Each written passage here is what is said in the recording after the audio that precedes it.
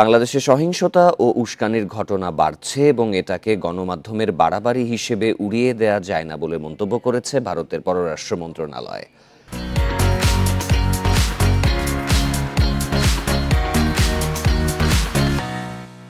শুক্রবার দেশটির পররাষ্ট্র মন্ত্রণালয়ের মুখপাত্র রণধীর জয়সওয়াল নয়াদিল্লিতে সাপ্তাহিক ব্রিফিংয়ে এমন মন্তব্য করেন।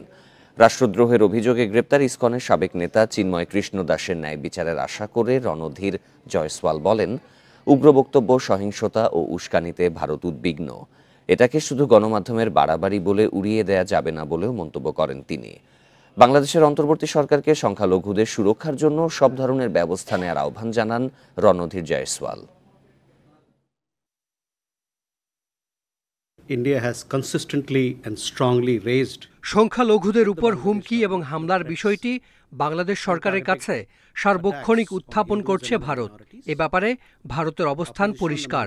সব সংখ্যালঘুর নিরাপত্তা নিশ্চিতের যে দায়িত্ব বাংলাদেশের অন্তর্বর্তী সরকারের রয়েছে সেটি তারা পালন করবে।